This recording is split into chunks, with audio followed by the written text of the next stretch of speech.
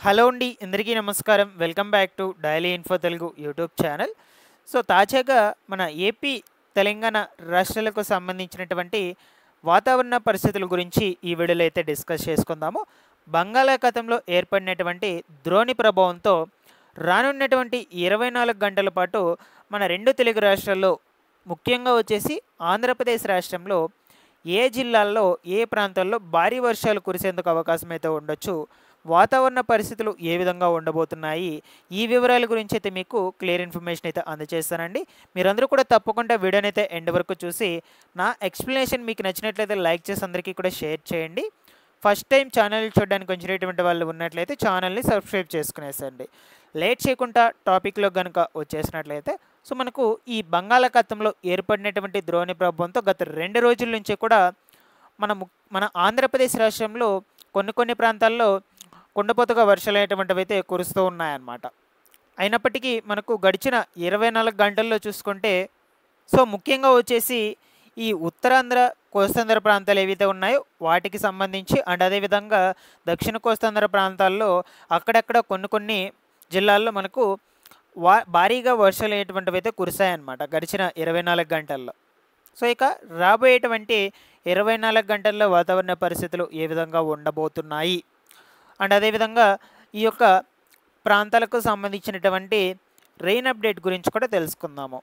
So అయితే ముఖ్యంగా మనకు ఈరోజు ఉదయం నుంచి సాయంత్రం వరకు ఎక్కడెక్కడ భారీ వర్షాలు కురిసేందుకు అవకాశం అయితే ఉండొచ్చు, ఎక్కడెక్కడ మోస్తరుగా వర్షాలు అయితే కురుస్తాయి, ఏ ప్రాంతాల్లో వాతావరణం ఎలా ఉంటుంది, ఈ వివరాల గురించి అయితే కొంచెం బ్రీఫ్గా చూద్దాము.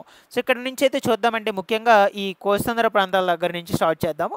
సో కాకినాడ, విజయవాడ, విజయనగరము, విశాఖపట్నము, రాజమహేంద్రవరము, ఒంగోలు, గుంటూరు, కృష్ణా, పశ్చిమ గోదావరి ఈ జిల్లాల మొత్తం కూడా రేపు మార్నింగ్ నుంచి సాయంత్రం వరకు కూడా అక్కడక్కడ కొన్ని ప్రాంతాల్లో ఫుల్గా మనకు రెయిన్ అయ్యేటువంటిది పడేందుకు అవకాశం అయితే ఉండొచ్చు అనమాట. సో దీనికి సంబంధించినటువంటి ఇమేజ్ కూడా మీరు ఇక్కడ కొంచెం క్లియర్గా అయితే అబ్జర్వ్ చేయండి, ఓకేనా. సో ఈ యొక్క సముద్ర మట్టానికి ఆనుకొని ఉన్నటువంటి ప్రాంతాలు మ్యాక్సిమం ఏవైతే ఉన్నాయో ఇక్కడంతా కూడా ఫుల్గా రెయిన్స్ అయితే పడవచ్చు.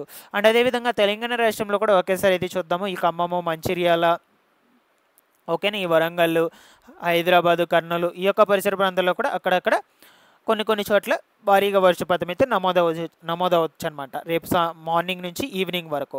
సో ఇక ఈ రాయలసీమ, దక్షిణ కోస్తాంధ్ర ప్రాంతాలకైతే చూద్దామండి.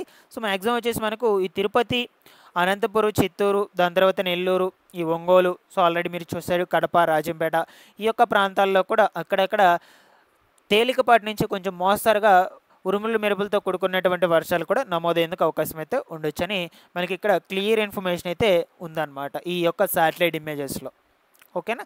సో ఆల్మోస్ట్ ఆల్ మీకైతే అర్థమైందైతే అనుకుంటున్నాను. సో ముఖ్యంగా వచ్చేసి మనకు ఆల్మోస్ట్ ఆల్ అన్ని డిస్ట్రిక్ట్స్లో అయితే కవర్ చేస్తుంది అనమాట. ఇక్కడ నుంచి చూడొచ్చు ఈ ఉత్తర కోస్తాంధ్ర ప్రాంతాలు మొత్తం అక్కడి నుంచి సో ఆల్మోస్ట్ ఆల్ ఇక్కడ దక్షిణ కోస్తాంధ్ర ప్రాంతాలు ఏవైతే ఉన్నాయో సో వీటన్నిటికీ కూడా వర్షపాతం అనేటువంటిది అయితే ఉందన్నమాట రేపటి రోజున మనకు మ్యాక్సిమం. సో ఇదంతా కూడా రేపటి రోజున వర్షాలు అయితే ఉన్నాయి, ఓకేనా. రేపు ఈవినింగ్ వరకు మీకు ఒక క్లారిటీ అయితే వచ్చిందని అనుకుంటున్నాను రేపు రెయిన్ అప్డేట్కి సంబంధించి. ఇక ముఖ్యంగా వచ్చేసి 12వ తారీఖున అంటే ఎల్లుండికి కూడా ఒకేసారి అయితే చూద్దామండి. సో ఎల్లుండికి సంబంధించినటువంటి వెదర్ రిపోర్ట్ ఇమేజ్ కూడా మీకోసం అయితే గ్యాదర్ చేసి తీసుకొచ్చాను. ఇక్కడ చూడొచ్చు క్లియర్గా కనిపిస్తుంది మీకు ఇంకా, ఓకేనా.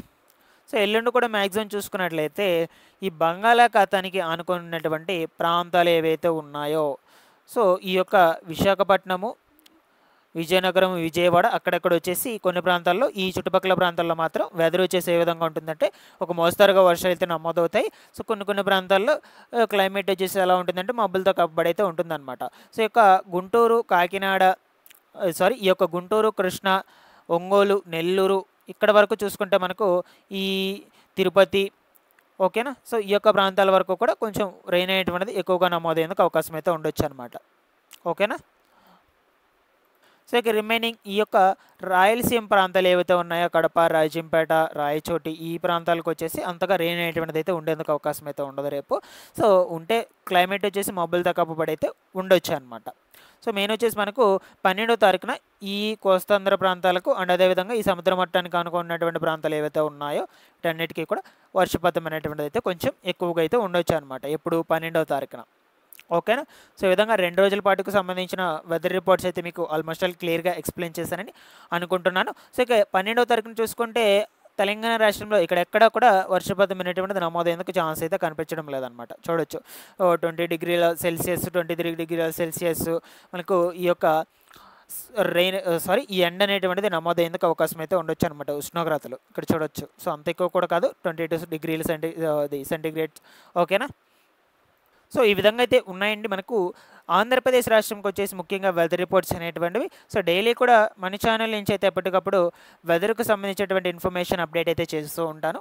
మీరందరూ కూడా ఛానల్ని సబ్స్క్రైబ్ చేసుకునేసి రెగ్యులర్గా పెట్టేటువంటి వీడియోస్ని ఫాలో అప్ చేస్తుండండి. మీకు ఏమైనా డౌట్స్ ఉన్నా కూడా కమెంట్ సెక్షన్లో అయితే అడగండి. Thanks for watching this one.